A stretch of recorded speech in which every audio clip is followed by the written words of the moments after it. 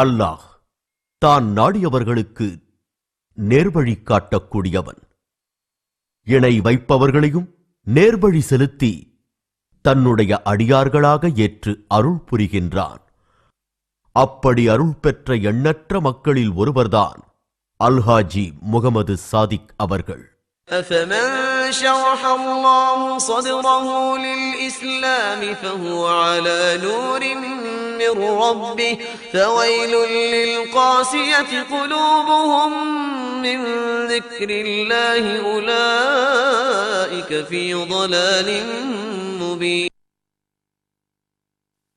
எவரது இதயத்தை ஏற்றவாறு அல்லாஹ் விரிவாக்கி வைத்திருக்கின்றானோ அவரா இஸ்லாத்தை ஏற்பதிலிருந்து இதயம் சுருங்கிவிட்டவரைப் போன்று ஆவார். அதன் காரணத்தால் அவர் தன் ரப்பிடமிருந்துள்ள பிரகாசத்தின் மீது இருக்கின்றார். அல்லாஹ்வை நினைவு கூர்வதை விட்டு விலகி அவர்கள் இறுக்கமடைந்து விட்டவர்களுக்கு கேடுதான். அவர்கள் பகிரங்கமான வழிகேட்டில்தான் இருக்கின்றனர். 1964 தென்னிந்தியாவில் திருவாளர் வானமாமலை ராகவாச்சாரி திருமதி சரோஜா தம்பதியினருக்கு 6வது மகனாக பிறந்தவர்தான் அல்ஹாஜி முகமது சாதிக் அவர்கள். எங்க அம்மா 6வது பிள்ளைய வீட்டுல பிறந்தா 6வது பிள்ளை எங்க சாஸ்திரக்காக ஆணை கட்டி வாங்கணும்னு சொல்லுவா. உத்திராட பிள்ளை ஊரோட்டத்துல காணின்னு சொல்லுவா எங்களுடைய பழமொழி. அதுக்கெல்லாம் ஏற்ற மாதிரி அவனுக்கு அவருடைய இதெல்லாம் செயல்பாடுகள்லாம் இருக்கு. அந்நாளில் பெற்றோர் இவர் ரவிச்சந்திரன் என்கிற பார்த்தசாரதி ஐயங்கார்.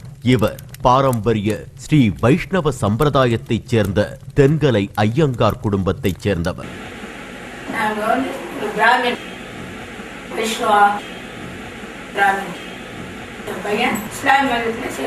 ஹசரத் அவர்கள் பிராமண குலத்துல பிறந்தவர். அது ஹிந்து சமுதாயத்துல பிராமணர்கள் அப்படின்றது ஒரு உயர்ந்த ஜாதி. இப்போ ரசூலுல்லாஹ் அவர்களுடைய காலத்தில் குறைஷிகள் எப்படி உயர்ந்த ஜாதியோ அதே மாதிரி இந்தியாவில் பிராமணர்கள்ன்றது ஒரு உயர்ந்த ஜாதி. அந்த உயர்ந்த ஜாதியில் அவர் பண்டிதராக இருந்திருக்கிறார்.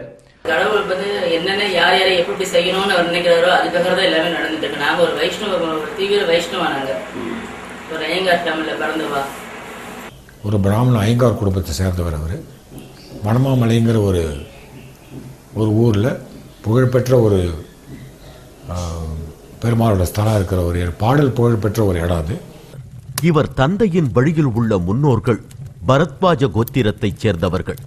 இவருடைய பாட்டனார் வானமாமலை ஸ்ரீனிவாசாச்சாரி, அவருடைய தகப்பனார் வானமாமலை ராகவாச்சாரி, அவருடைய தகப்பனார் வானமாமலை சடகோபாச்சாரி ஆவார்கள். அவர் தாய் வழி தகப்பனார் திருவேங்கடம் அவர்கள். அல்லாஹ் சுபஹானுத்தாலா தான் நாடியவர்களை அவனே தேர்ந்தெடுக்கின்றான். அப்படி தேர்ந்தெடுக்கப்பட்டவர்களில் இவரும் ஒருவர்.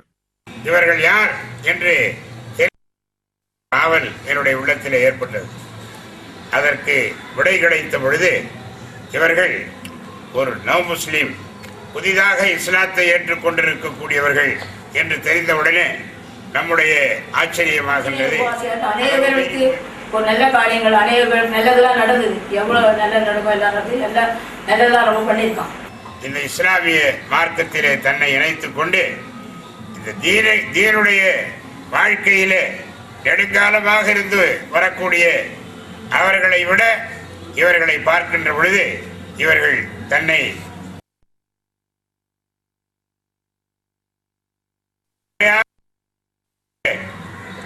காட்சி தருவதிலே நமக்கு மிகப்பெரிய சந்தோஷமாக ஏற்பட்டது.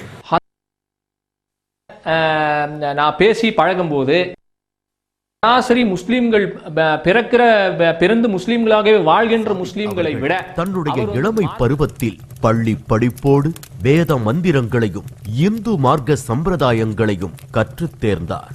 20 வயசுல இருந்து அவன் இந்த மாதிரி ஒரு தெய்வமான தெய்வத்துக்கு ஒரு ஆஞ்சநேய உபவாசம் என்கின்ற பெயரில் ஒரு கோவிலை கட்டி அதற்கு கும்பாபிஷேகமும் செய்தார். இவர் சென்னையில் ஒரு கோயிலை கட்டினார். அந்த கோயிலில் அவர் குருக்களாக பணியாற்றினார். கோவில் கட்டுறதுக்கு சாதாரண யாராலையுமே முடியாது. கோவில் கட்டுறதும் சத்திரச்சாவடி கட்டுறதும் அந்த காலத்தில் வந்து யாராலும் அல்ப சல்பமாக ஒரு ராஜாக்களால் தான் செய்ய முடியும், ஒரு பெரியவாளால் தான் செய்ய முடியும், சாதிக்க முடியும். ஆனால் அந்த வயசுல ஒரு சின்ன 18-20 வயசுலேயும் அத்தனையும் சாதிச்சான். தான் கட்டிய கோவிலிலே இறைப்பணியில் தன்னை முழுமையாக ஈடுபடுத்திக் கொண்டார். வேதங்கள் ஓதுவதிலும் வேத விற்பன்னர்களை வைத்து பெரிய யாகங்கள் நடத்துவதிலும் அவர்களுக்கு ஆச்சாரியனாக குருவாக யாக கிரியைகள் செய்வதிலும் இந்தியாவிலேயே சிறந்து விளங்கினார் நமது அல்ஹாஜி முகமது சாதிக் அவர்கள். இதோ அந்த நிகழ்வுகள்.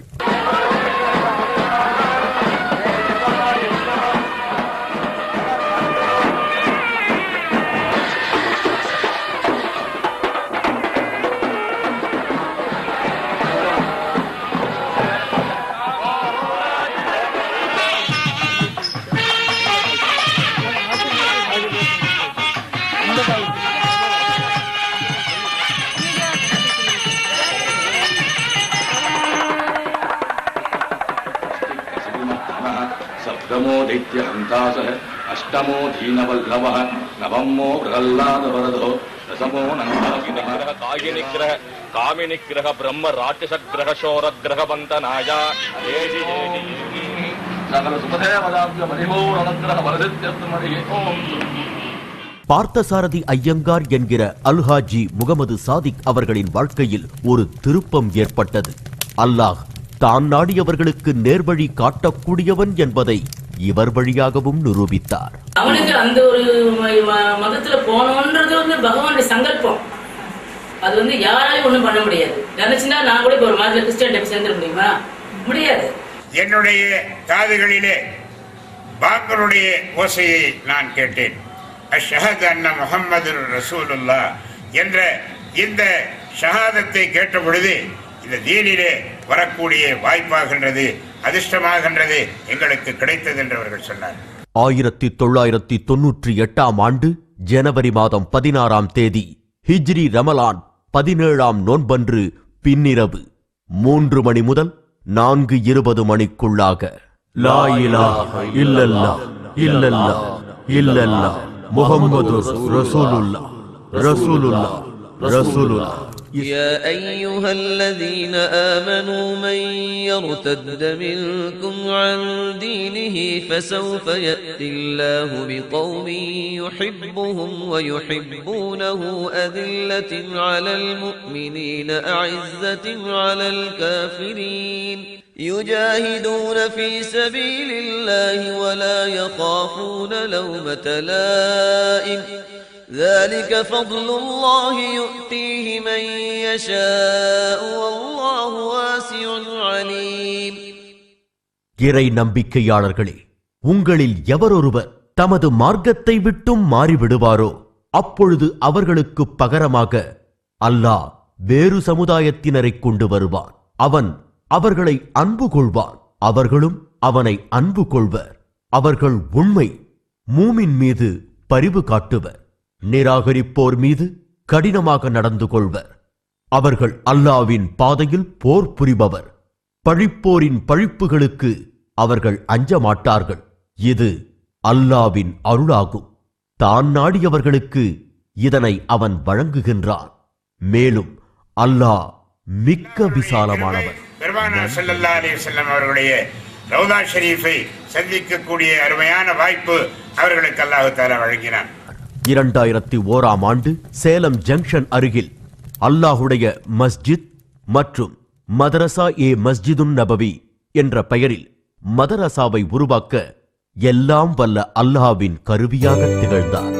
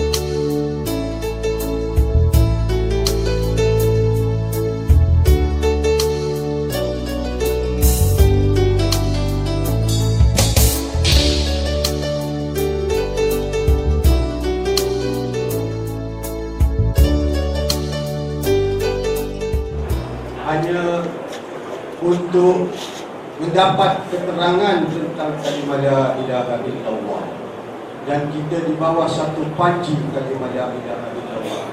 Dan oleh kerana la ilaha illallah juga, saya Hazrat Muhammad Sadiq ditemukan dengan saya sewaktu saya di dalam tour di seluruh Timur Tengah, bermula daripada Oman, Qatar, Abu Dhabi dan Dubai, Saudi, untuk menyampaikan tentang kalimah la ilaha illallah. Dan disitulah kami berjumpa selepas 7 tahun beliau berdoa kepada Allah, ya Allah, tunjuklah saya kepada jalan yang benar. Sebab sejak beliau dimimpikan 16 tahun lepas dengan kalimah la ilaha illallah, dari situ bermulanya detik beliau menjadi seorang Islam, meninggalkan the third world ranking priesthood. Beliau meninggalkan the third raja guru position kerana Allah Subhanahu wa taala. Dia meninggalkan, dia mengorbankan keluarga dia hanya kerana Allah Subhanahu wa taala.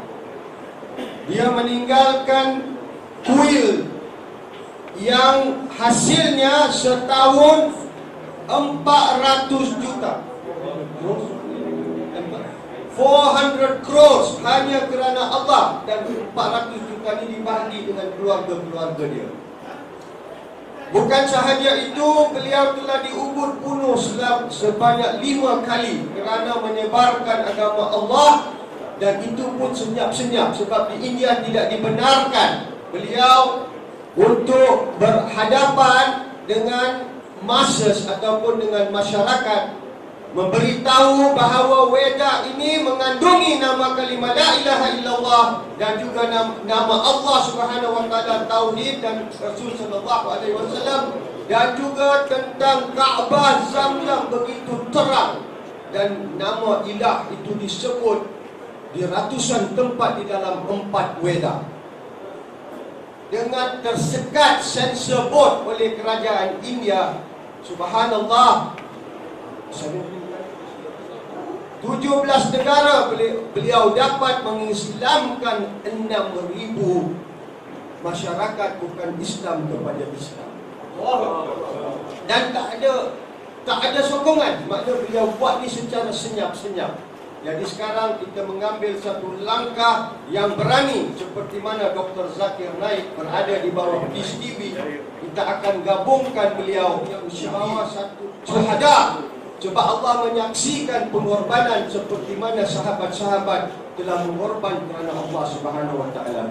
Jadi ketahuilah kebenaran, tuan-tuan ada di hadapan seorang yang telah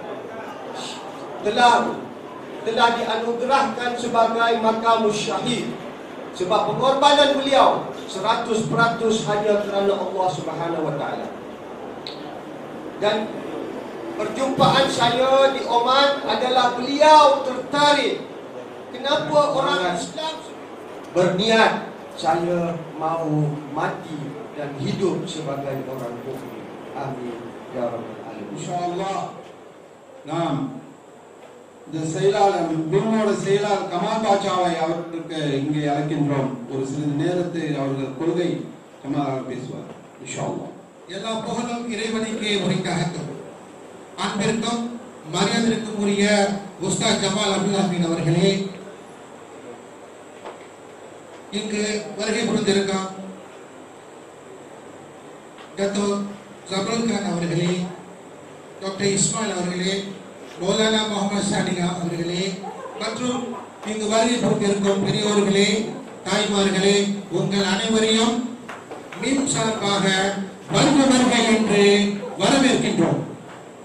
இந்த இஸ்லாமிய நிகழ்ச்சிக்கு எங்களுக்கு இடம் வசதி ஏற்பாடு செய்து கொடுத்த chat ISRO உரிமையாளர் டாக்டர் ஜபருல் அவர்களுக்கு மீண்டும் மின் சார்பாக எங்களுடைய நன்றியை தெரிவித்துக் கொள்கிறோம். மலேசிய நாட்டில் உள்ள இந்திய முஸ்லிம் மக்களுக்கு இது போன்ற மார்க்க உரை பயன்பட வேண்டும். நம்ம வேற்று மதத்தை தாக்கணுங்கிற எண்ணத்துல நம்ம எதையுமே பேசல. இஸ்லாத்துல என்ன சொல்லி இருக்காங்களோ அதைத்தான் மின்னல் எஃப்எம்ல இந்தியன் முஸ்லிம்களுக்காக 1 மணி நேரம் தான் கொடுத்திருக்காங்க. 1 மணி நேரம், அதுவும் காலையில 6 மணி எல்லாரும் அவருடைய பாட்டை கேட்டுக்கிட்டு இருக்காது. இஸ்லாமிய பாடலை மட்டும் கேட்டா போதுமா? அப்ப இஸ்லாமிய நிகழ்ச்சிகள்ல இந்தியாவில் வந்தவங்க இஸ்லாத்துக்கு வந்திருக்காங்க, இஸ்லாத்தில் உள்ள கட்டளைகள், இஸ்லாத்தினுடைய முறைகளை பத்தி பல விஷயங்களை பேச போகும்போது நமது நாட்டு ஜமீன் ஏற்பாட்டுல தான் உஸ்தாத் ஜமால் அவர்களிடம் சொல்லி இவங்க கிட்ட நீங்க பேட்டி எடுங்கன்னு சொல்லியிருக்காங்க. இவங்களும் அவங்க என்ன சொன்னாங்களோ அதைத்தான் அவங்க ஏர்ல விட்டுருக்காங்க. அதை புரிஞ்சுக்காம வேற்று மாதத்தில் உள்ளவங்க தவறான ஒரு எண்ணத்துல பேசிக்கிட்டு வந்திருக்காங்க. இன்ஷா அல்லாஹ் அவர்கள் அப்படிலாம் பேசாட்டி நமக்கு இந்த வீரங்கள்லாம் வராது. நம்மளும் இந்தியன் முஸ்லிம்ங்கிற ஒரு அடிப்படையின் காரணமாக இது போன்ற நிகழ்ச்சிகளை மீன் சார்பாக நாங்கள் செய்து கொண்டே இருப்போம் இன்ஷா அல்லாஹ். நான் நேரத்தை அதிகமாக எடுத்துக் கொள்ளாமல் மௌலானா அவர்களுக்கு இடம் கொடுத்து அவர்கள் கேட்பதை நம்ம எல்லோரும் சேர்ந்து கேட்போம் இன்ஷா அல்லாஹ்.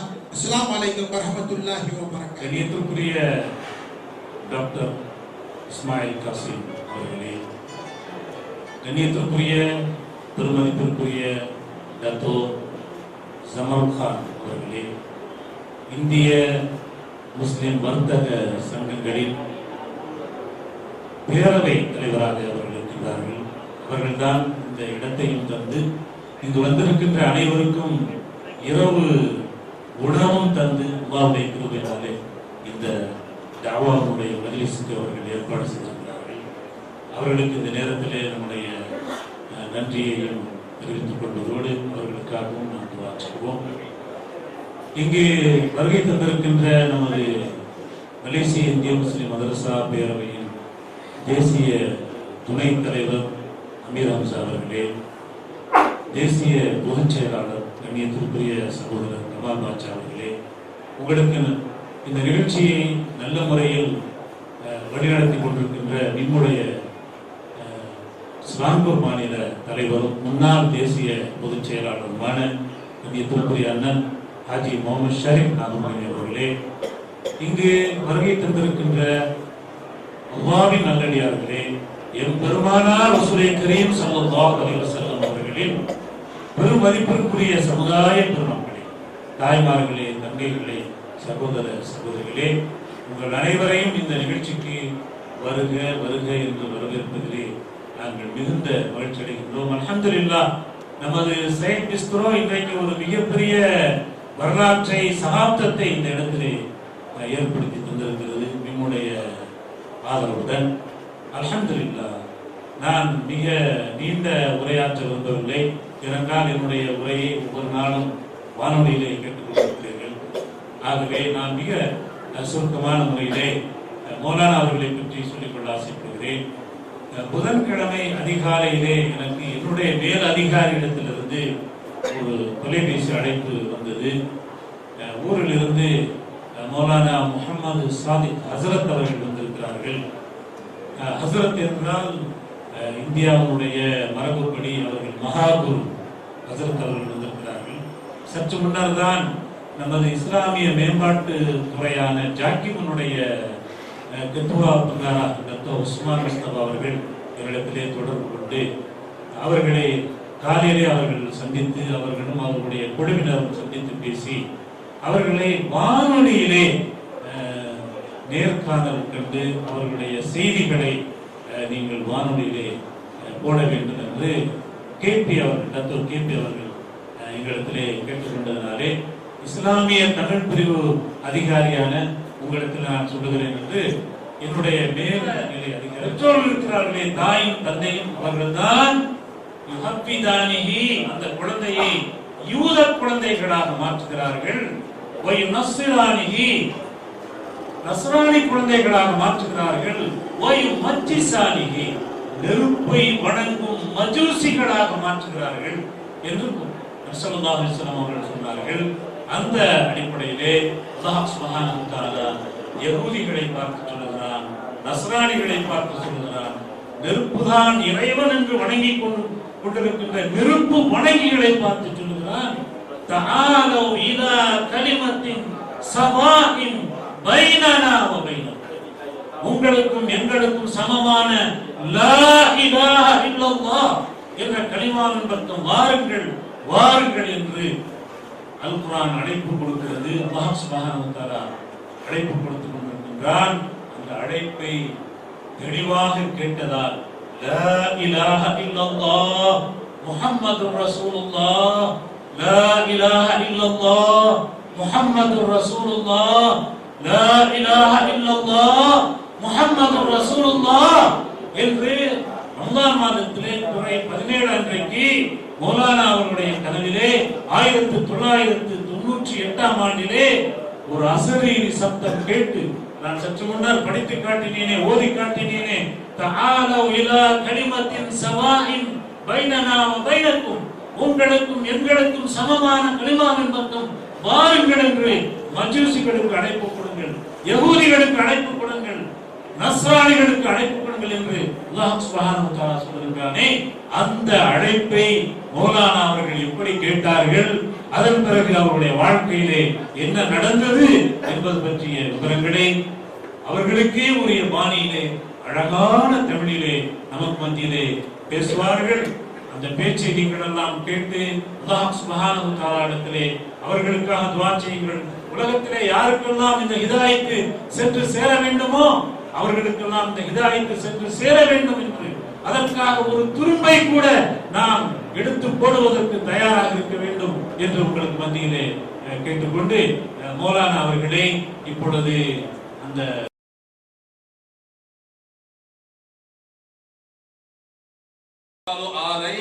ونعوذ بالله من شرور أنفسنا من سيئات أعمالنا من يهده الله فلا مضل له ومن يضلل فلا هادي له نشهد أن لا إله إلا الله وحده لا شريك له ونشهد أن سيدنا ونبينا ومولانا محمدا عبده ورسوله أرسله الله بالحق إلى كافة الناس بشيرا ونذيرا وداعيا إلى الله بإذنه سراجا منيرا صلى الله عليه وعلى آله وصحابه وبارك وسلم تسليما كثيرا كثيرا. أما بعد فقد قال الله تبارك وتعالى في كلامه المجيد والقرآنه الحميد. أعوذ بالله من الشيطان الرجيم. بسم الله الرحمن الرحيم. قل هو الله أحد الله الصمد لم يلد ولم يولد ولم يكن له كفوا أحد. رب اشرح لي صدري ويسر لي أمري واحلل عقدة من لساني يفقهوا قولي. إن الله وملائكته يصلون على النبي يا أيها الذين آمنوا صلوا عليه وسلموا تسليما.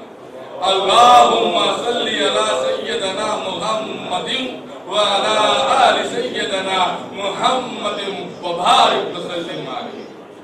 الحمد لله.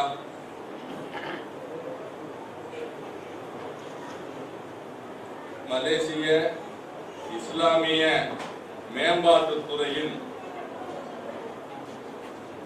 மின்னூடக தகவல் பிரிவு உதவி இயக்குனரும் மலேசியா இந்திய முஸ்லிம் மதரசா பேரவை தலைவருமான கண்ணியத்திற்குரிய உஸ்தாது ஜமால் அப்துல் ஹமீத் அவர்களுக்கும்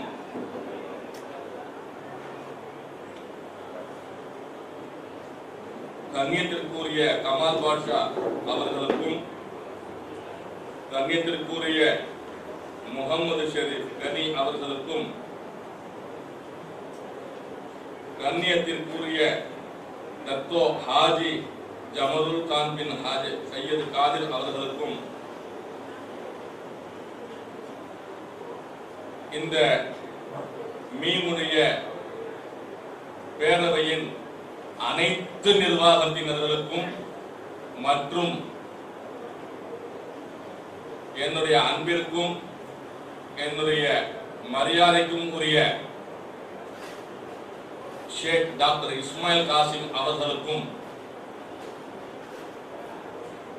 இங்கு வருகை தந்திருக்கக்கூடிய உம்மத்தே முஹம்மதியா ரசூலுல்லாஹி ஸல்லல்லாஹு அலைஹி வஸல்லம் ஆகிய இந்த மஜ்லிஸில் இருக்கக்கூடிய அனைத்து என்னுடைய சகோதர சகோதரிகளுக்கும் மற்றும் இங்கு வந்து கலந்து கொள்ள முடியாமல் ஆனால் இங்கு வர வேண்டும் என்ற எண்ணத்தோடு யாரெல்லாம் வெளியில் இருப்பார்களோ அவர்களுக்கும் மற்றும் மலேசியாவுடைய அனைத்து முஸ்லிம் சகோதர சகோதரிகளுக்கும் இஸ்லாமிய நல்வாழ்த்தான அஸ்ஸலாமு அலைக்கும் வ ரஹ்மத்துல்லாஹி வ பரகாத்துஹு.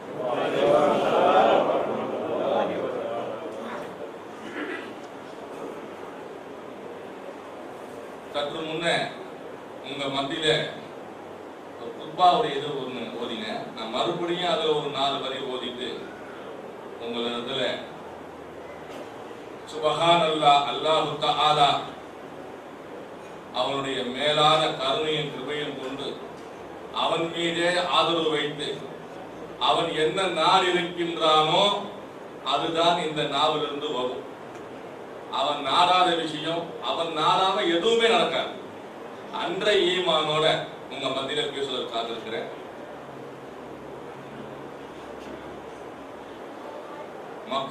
மக்கா முக்கர்ரமால ஹஜ்ரத் முஹம்மது ரசூலுல்லாஹி ஸல்லல்லாஹு அலைஹி வஸல்லம் அவர்களுக்கு அல்லாஹ் தஆலா ரஹமத்துல் லில் ஆலமீன் அப்படின்னு குர்ஆன்ல சொல்வதற்கு முன்னதாக நுபுவத்தை கொடுத்தார். பூரா முழு உலகத்தில் இருக்கக்கூடிய அனைத்து படைப்பினங்களுக்கும் அவர்கள் ரஹமத்துல் லில் ஆலமீன் அப்படின்னு சொல்வதற்கு முன்னாடி நுபுவத்தை கொடுத்தார். அவர்களுக்கு மக்கள் மத்தியில ஏகத்துவ இறை பிரச்சாரம் செய்வதற்காக வேண்டிய உத்தரவும் கொடுத்தார். அப்படி கொடுத்த சமயத்துல அங்க இருக்கக்கூடிய மக்கள் நாம எல்லாருமே படிச்சிருக்கிறோம். அங்க இருக்கக்கூடிய மக்கள் ஒரு நாளைக்கு ஒரு சிலை, ஒரு நாளைக்கு ஒரு சிலை, சிலைனா என்ன, விக்கிரகம் அல்லது ஐடோல், ஒரு நாளைக்கு ஒரு சிலைன்ற பேர்ல 365 நாளைக்கு 365 சிலையை வணங்கிட்டு இருந்தாங்க. ஆனா அவர்களுக்கு தெரியும் அல்லாஹ்னு தெரியும். ஏன்னா அவர்களுக்குள்ள அல்லாஹ்வுடைய பெயரை கூட வச்சிருந்தாங்க நிறைய பேர். உதாரணத்துக்கு அப்துல்லா, நிறைய பேர் வச்சிருந்தாங்க, அவர்களுக்கு தெரியும். ஆனா 365 சிலைகளை வணங்கிட்டு இருந்தாங்க. அப்படி வணங்கக்கூடிய அந்த மக்கத்து குறைஷி மக்கள் மத்தியில வணக்கம் மட்டும் இல்ல, அவர்கள் கிட்ட ஒரு சராசரி மனிதன் தன்னுடைய வாழ்க்கைய எந்த முறையில அமைத்துக் கொள்ளணுமோ அந்த முறையில அந்த மக்கத்து குறைஷி மக்கள்ல 100க்கு 99 பேருக்கு இல்ல.